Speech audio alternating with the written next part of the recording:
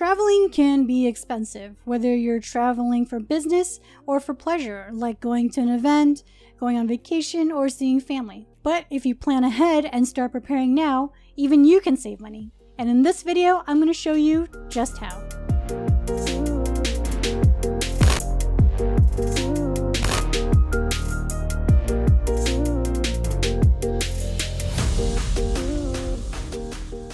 Hello everyone, my name is Sheena and welcome to the Attendee. On this channel we talk about conventions and events, primarily focusing on comic, gaming, and anime, and how to prepare for them. So if you're new here and you're into that kind of stuff, please go ahead and subscribe to the channel for more content. Now, let's be real here. With the state of the world right now, we probably won't be traveling, let alone going to any conventions. But now is actually a great time for you to gather all the conventions that you want to go to, and most importantly, start budgeting for them. Budgeting can be kind of a pain, but it's absolutely necessary. It helps you estimate how much money you'll be spending, which you can start saving ahead of time. Budgets can also help you from overspending as well. And in this video, I'm going to show you how to budget as a traveling attendee. Now, I have one rule on what I consider as a traveling attendee. And that one rule is no matter how far away you live from the venue, you must be staying at a hotel or another type of lodging like Airbnb. And the reason why I say this is that I used to live 45 minutes away from the LA Convention Center, but because traffic sucked, I always stayed at a hotel, and I consider that being a traveling attendee. Alright, so now that we have that out of the way, we're going to actually be going over budget parameters, and for that, we're going to be jumping over to the Google Docs. Alright, so first of all, we're going to be creating a budget parameter. Now, the reason why I want to create a parameter is because there are a lot of nuances when it comes to creating a budget. These parameters actually help me create a scenario which will give me an easier time creating this budget. Not all of these parameters may apply to you. In some situations, they all might apply to you, but in most cases, probably not. So take the bits and pieces that do and go from there. So the first parameter we're going to be working with is must be traveling by plane. So that means within the state or between states, but most importantly, I want to stay within Northern and Central America. I know most people that travel from outside the country are usually from Canada or Mexico. I know that some travel even further away, but I have zero knowledge on that. So we're going to stay within this hemisphere, okay? I know some people do travel from far away for it, but we're just going to stick within Northern and Central America. The next parameter we're going to work with is rooming with 2 other people. So a total of 3 people per hotel room. And then the last parameter we're going to work with is staying at a hotel close to the venue or with busing amenities. So basically a hotel that you can easily walk to the venue, or if that event has some kind of busing or transportation that will take you directly to the venue.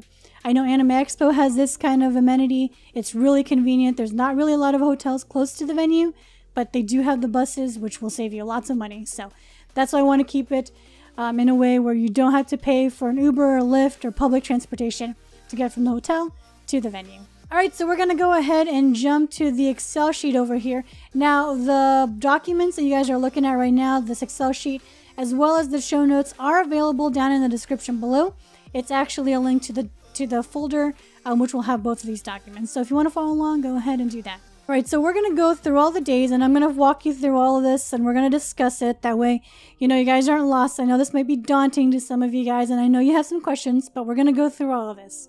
The first item on the list we have here is a 3-day badge. Now, 3 is a pretty average runtime. Most events do run from Friday to Sunday, but keep in mind that there are events that run longer. Anime Expo is a great one. It runs for 4 days, but there are also shorter ones. I've been to events that only ran for 1 day. So the $85 is an early bird special for the Anime Expo 4-day badge. Now, when it comes to anime conventions, Anime Expo is definitely one of the higher priced ones. However, keep in mind though, gaming and comic conventions can be much higher. When I went to BlizzCon, it was $200 per person. But I think $85 is a pretty good price, so we're going to keep it at that. So what is a way that we can improve on this? And I would say it's to jump on the early bird specials. So make sure you're planning ahead so that way once the badge does go on sale, you jump right on it. Because from there, it'll always go up, especially if you're buying a few days before the event. Which if you're traveling, you shouldn't be doing anyways. Alright, so the next item we have on this list is a special event. Now I left it empty because it varies in price, but I do want to go over, we're going to go back to the show notes, go over what is considered a special event. Now, one type of special event is needs additional tickets on top of badge. And a great example for this was Fate's Day Night Unlimited Blade Works event at Anime Expo 2015. You needed a convention badge to get into the venue, and then you had to line up and show your ticket from Eventbrite to even get into the main hall for the event. So you needed to pay additional price for that one. Another special event would be held at a different venue and just needs a ticket. Now, this is typically like a concert from past experiences, and an example for this would be Anisong World Matsuri. Typically, this event is held outside the venue at another facility. Anisong World Matsuri in particular typically hooks onto another anime convention. They're actually just a separate event in general, but they've held on to Anime Expo and Anime NYC and SakuraCon. So even though they're a different event, they always market with the convention. Another one would be badge add-ons. So a great example for these ones would be like meet and greets, photo ops, and autograph sessions. So the autograph session part varies. In some events, they do have it as an add-on. Other times, the celebrity would be at the booth and you would pay them when you go get their autograph at that booth. But for the most part, it really depends on the event, which is something you would have to research on your own. So what's one way that we can improve on this is don't buy if you can't afford. That's just the fact of the matter. If you know that you can't afford this special event, then don't even bother with it. Alright, so the next thing that you will be paying for before the event even starts is a round-trip flight. Now, this $500 is on the higher end of economic seating for a cross-country trip. This is an estimated cost, by the way. I don't know if this cost is even close to accurate. I spent about $300 from Chicago O'Hare to Los Angeles International Airport on American Airlines. However, it can be more expensive if you're landing at a smaller airport. I've done Chicago O'Hare to John Wayne Airport, and that was about $100 more. So this price is just a potential pricing from New York to California. It could be more, it could be less, I really don't know, but this is just an estimated cost based on my experience. Alright, so what are some ways that we can improve on this price? Is book flights months in advance. Like, that is 100%. You should not be booking a month before. You should be booking months in advance. You should be preparing for this event months before the badges even go on sale. Or the second way is to use discount sites. So basically like Expedia, Booking.com, and Kayak. These sites, this is what I usually use to book all of my trips. I can't remember which one. I think I use Hotels.com, but that's for more like vacations. But I always use some kind of discount site when I go on vacation because, again, saves you a lot of money. Even if it's like, $10 here and there, $10 can go a long way. So highly recommend using some kind of discount site. And then the third one, now I know this is kind of a meme and people make fun of it, but use cheap airlines. The most the most famous one is Spirit. I know it's a meme, but if you're really tight on money, this is a great way to get from point A to point B. You don't have to worry about the price. Just put on some noise canceling headphones and sleep until the end of the flight. I get it. I know that the airlines suck, but it's cheap. So, alright, so the next thing we have on this list is the ride from the airport to the hotel, which not a lot of people really think about. Remember that the airport is not always close to where you're going to. Now, the $40 I used based on a super shuttle, which I'll talk about in a little bit. But there's also other ways of transportation, like using taxi or Uber and Lyft. But those can be pretty pricey unless the venue is pretty close to an airport. So one way you can improve on this cost, again, use shuttle services. So the first one I mentioned was Super Shuttle. That's what the $40 cost is. So what Super Shuttle basically is that it's a van and you share it with a bunch of strangers and they'll drop you off and pick you up wherever you need to go. They can take you to the airport or they can take you from the airport to your house or to a hotel or anything. It's super convenient and super cheap, but the only downside is if the van is full, it may turn into a 2-hour ride. They do try to make sure that all the stops are in the close vicinity, but it still can be a long trip. Another type of shuttle services, again in LA, would be the flyaway buses. And what's cool about this is that they have these terminals in different parts of Southern California. And your friend can drop you off at one of these terminals, and then you get on a bus that'll take you to LAX. And I think last time I used it, it was like $10 per person, so that's pretty cheap. And then last but not least, always check with your hotel to see if they have any kind of shuttle service. I've never used this before and I don't know if there's a cost, so check to see if they're free.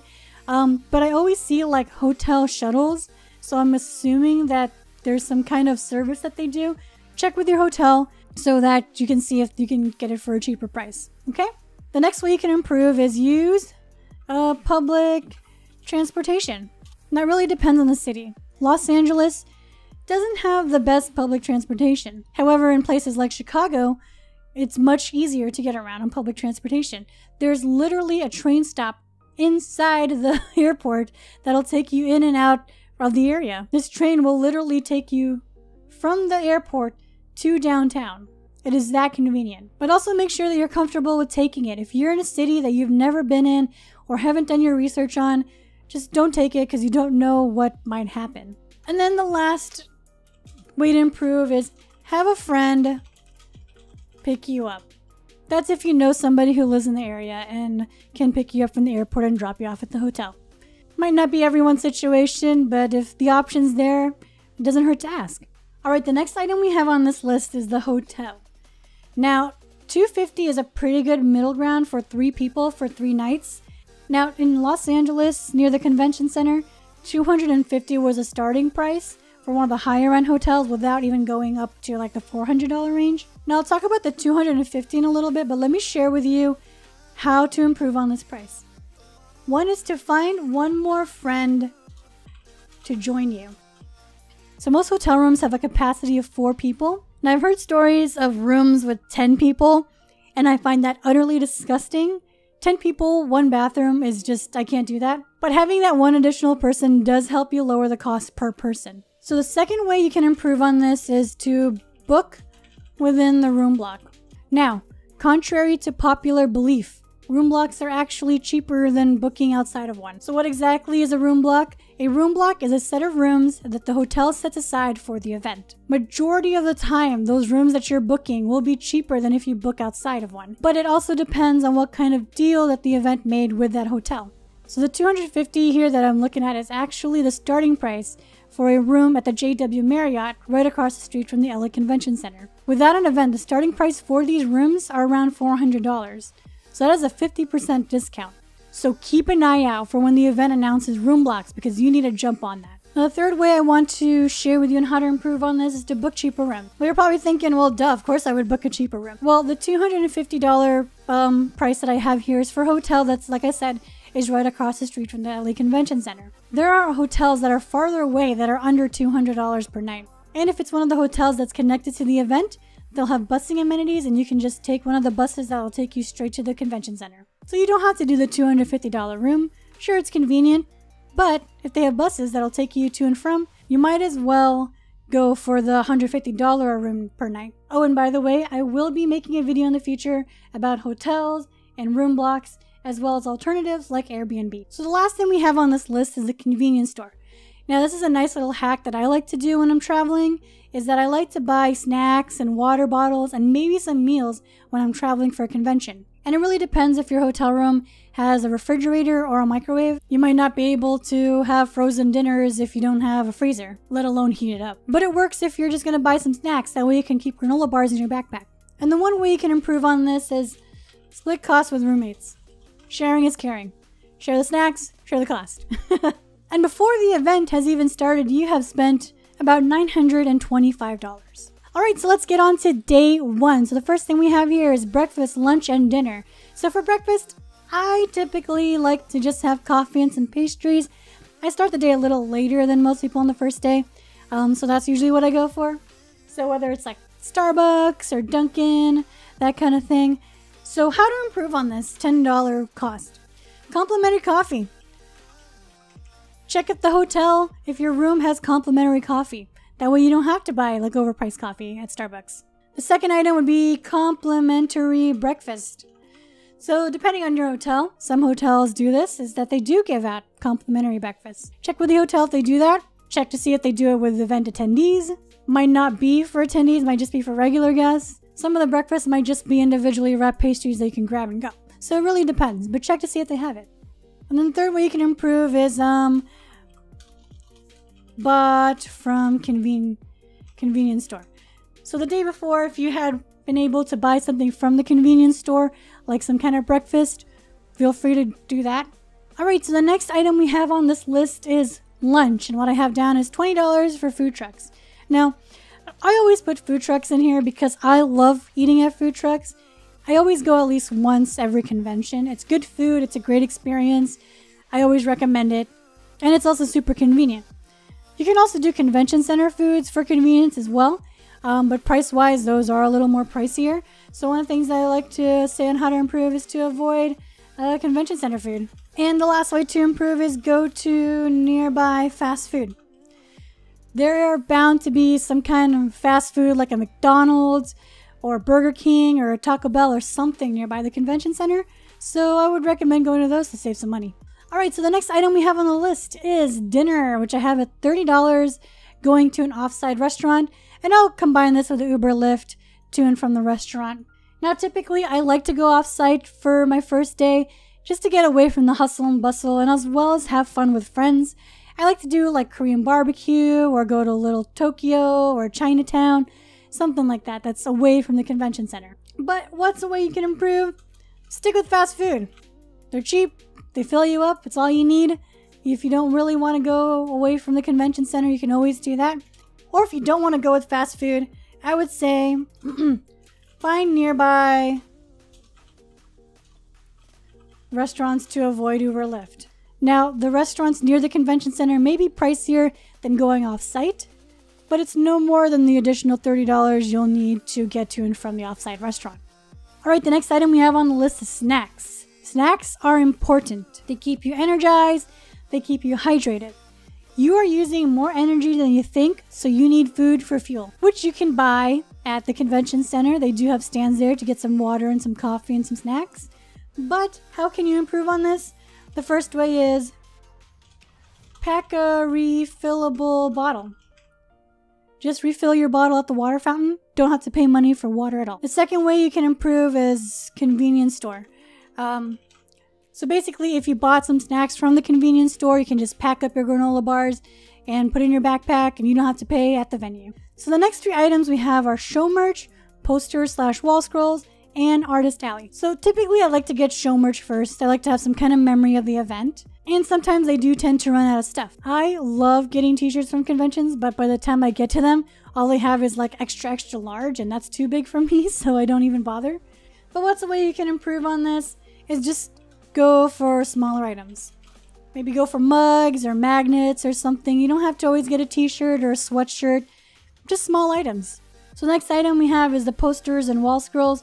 Now, I don't typically buy these, but if I do buy them, I try to buy them on the first day to get them out of the way. For some reason, they seem to be easier for me to carry around on the first day than the second or the last. But the only way you can improve on this is just buy smaller, cheaper posters. You don't have to get the big one or the most expensive one. Just buy a small, cheap one, get it framed, and then hang it on your wall. And now the last item we have on this list is Artist Alley. Now, I like to go to Artist Alley the first day because some artists may have limited quantities, especially if it's a really popular one. Everyone might be buying all of their print and they'll run out before you even get to them. So that's why I like to hit them up first. But how can we improve on them? Buy bundles. Now, some artists do offer bundles. For example, let's say you wanted to get character pins from Food Wars. Each pin is like, let's say, $3. You can buy a bundle of 5 for $10. So even though you are paying more, you're actually getting less per pin. Alright, so that brings our total to $165 for day 1. Alright, so let's go ahead on to day 2. First item on the list, breakfast. We got $25, Denny's or IHOP. Now typically on second day, I tend to start a little bit earlier, so I do like to have a big breakfast. So I go to either one of these. But just like before, ways to improve: complimentary coffee, complimentary breakfast, or food that you bought at the convenience store. Alright, second item on this list is lunch. Now because we did have a big breakfast, I do want to have a lighter lunch, so I'm putting $15 down.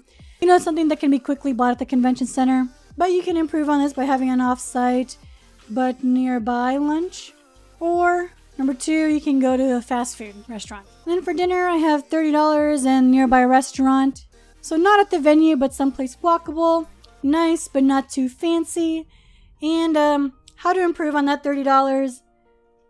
You can do some cheap alternative that's not fancy, like going to an Applebee's or something like that. Or number 2, just go to a fast food restaurant.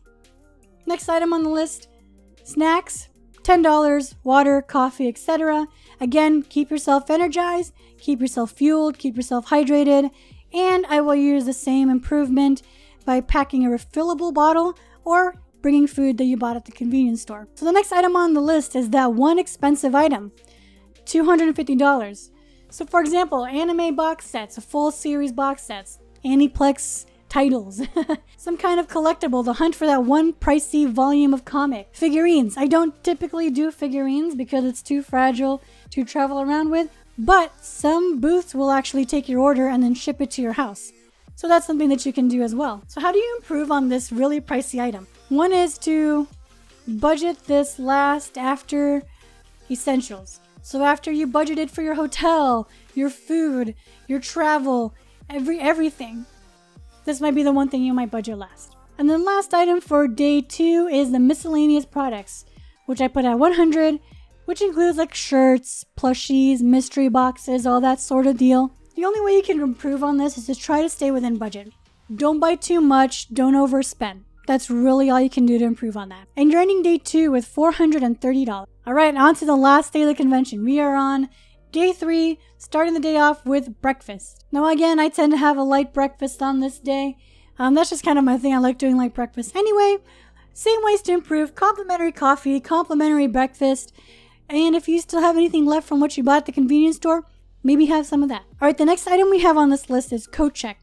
By now, you should be checking out of your hotel room, but you still want to do a last-minute trip to the exhibit hall, or check out some panels, or watch the closing ceremony. So check with your hotel to see if they do coat check, meaning they'll hold on to the luggage for you. Some hotels may do it for free, some may not, some might not even offer this option. In this scenario, I'm assuming that the hotel offers it for free, and the $5 is for tip. And make sure that your luggage has a TSA lock. Just because it's in coat check doesn't mean it's automatically safe. You never know who's walking in and out of that room. The only way you can really improve on this, especially if it's not free, is to bring your luggage with you. Drag it around the convention center. But check with the venue if that's allowed. Some venues will not allow you to bring your luggage in, so check with the venue ahead of time. Alright, the next item we have on this list is last minute purchases. $50. Now one way you can improve on this cost is try to negotiate. I'll actually also be making a video about negotiating at a convention, so be on the lookout for that. So the next item we have on the list is the ride to the airport. Again, I put $40 for Super Shuttle, so I'm going to put the same ways on how to improve by using the shuttle services, public transportation, and having a friend, let's do drop you off. Alright, so the last item on this list is lunch. I put $25 and we're eating it at the airport. Sometimes I like to eat before a flight, but I usually like to have a snack. It's cheaper that way, and I don't have to worry about going to the bathroom on the airplane. So have a snack instead, or skip out on this meal, which gives the day 3 total at $130. And the grand total for a 3-day event is $1,650. Now, if you follow some of the improvements that we mentioned throughout the video, you can definitely save on that. You can also share some of the costs with your roommates, like using Super Shuttles, or Uber and Lyft, or if you buy supplies from the convenience store. Do a lot of research. Look up the cost for menu items in the surrounding area. Maybe learn about public transportation, or even look into alternative transportation method. Maybe instead of flying on an airplane, you can take a Greyhound bus, or take a train instead. For me, I spent about $4,000 for both me and my husband for our last trip to BlizzCon, so approximately $2,000 per person. But we also did stay a bit longer because I wanted to see family, and it was just our money. We didn't room with anyone else. But also remember this is a time for you to make some memories. Do not let this deter you from spending money or even going. This video is to help you start making your budget now, so you'll know the cost and start saving ahead of time. Anyways, that's it for this video. I hope you guys enjoyed it, and I hope it helped you guys a lot. If it did, please go ahead and leave a like on this video, and do not forget to subscribe for more content. But that is it for me. I will see you all next time.